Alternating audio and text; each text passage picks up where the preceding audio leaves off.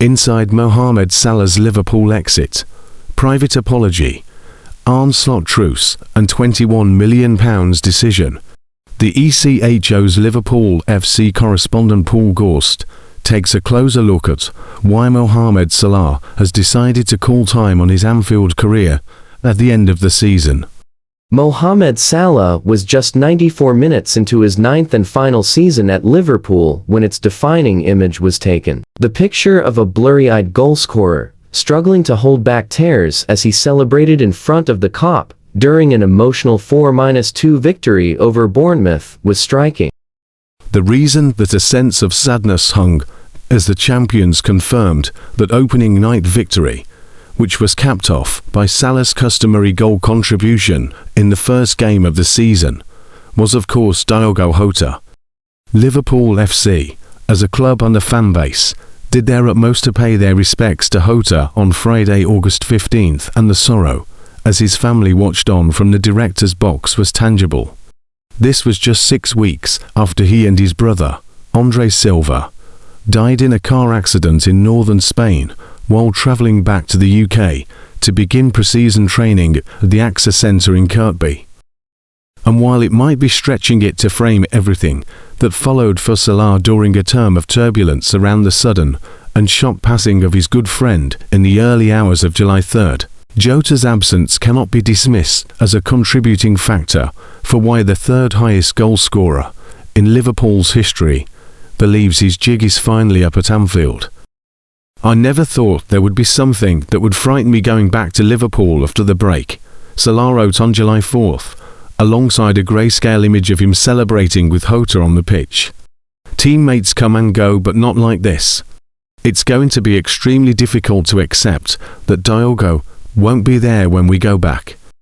At a time when Liverpool were embarking on the biggest spending summer in their history, around £440 million, to land marquee attacking names like Florian Wirtz and Alexander Isak and the emerging Hugo Ekitike, it wouldn't have taken much for the 33-year-old to envision a Liverpool frontline that no longer needed him. The post-Salah plan had clearly been activated at the very top of the club, despite the Egyptian signing a 2-year deal just a few months earlier. And when results dipped, the output waned, and the criticism arrived during a difficult run of 9 defeats in 12 matches between September and November. Salah found himself on the bench, a position he had never meaningfully occupied before at Liverpool. At a stadium where Salah once said, "There will be fire if I speak today," after a public clash with Jurgenklop, there was some internal concern, once the team news dropped on November 30th, that he might seek to rock the boat post-match of West Ham United. A place on the 9-man bench, however, passed without incident as goals from Isak and Cody Gakpo secured one of the campaign's more routine victories. A disgruntled Salah traipsed through the mixed zone of the London Stadium. Knowing there was little he could say after a good result, he kept his counsel, but not for long. Just 6 days later, that all changed. Salah's explosive outburst in a nondescript doorway at Elland Road is now viewed by many as the catalyst for the decision to leave. Following back-to-back draws with Sunderland, where played the second half, and Leeds, which were enough to confirm that Arneslot's side hadn't yet turned the corner, Salah launched a remarkable broadside on December 6 at the head coach and other unnamed figures at the club, accusing them of being thrown under the bus. As the defeats rained down on Slot and his team, Salah's lack of defensive output was seen as something that needed to change, and as the Reds' boss sought more solidity, the No.11 was deemed expendable until the ship was steadied. When Salah signed his 2-year extension, following a season where he scored 29 goals and 18 Premier League assists, the former Roma winger thought his career would end at Anfield. Barely 6 months into that deal, Salah's future suddenly looks so much more uncertain.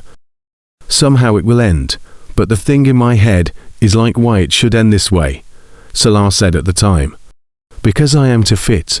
Just 5 months ago was just winning every individual award, so why should it go this direction? "I'm sorry, everybody in a team is not in their best form, and the one has to defend himself now."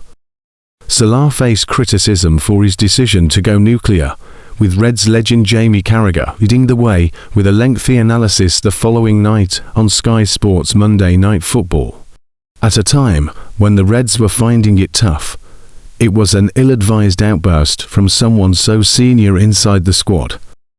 A private apology was offered to his teammates, but it is believed that was only centered on the furor his interview caused. Salah maintained he was within his rights to call out being dropped given his sterling service to the club. An uneasy truce was struck behind the scenes with Slot after being left at home for the 1-0 win at Inter in the Champions League, and while he started his final game before the Africa Cup of Nations on the bench against Brighton, a first-half injury to Joe Gomez allowed Salah to quickly return to the team as the Reds won 2-0. At the time, few knew if that would be Salah's final Anfield appearance, as a month-long absence AFCON raised plenty of questions with the transfer window open.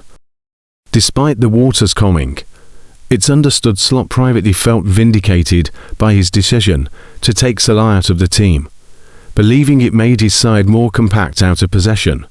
While the football was not always easy on the eye, the Reds went on an unbeaten run that lasted 13 games before the loss to Bournemouth on January 24th.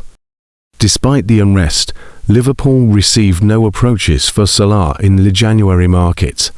Paying a fee on top of wages that aligned with the player's profile complicated matters for interested parties, and the two-time Premier League winner returned to Reds action in the 3-0 win over Marseille in the Champions League on January 21st. The market wasn't there for Salah, which is why his departure will now come as an agreed end-of-season exit as a free agent, despite having a year left on his terms. Recent weeks have shown glimpses of the old Salah, but those fleeting contributions, like his trademark efforts against Galatasaray and Karabag in the Champions League, or the wing wizardry that won the penalty he converted against Brighton in the FA Cup, have stood out because they have become infrequent.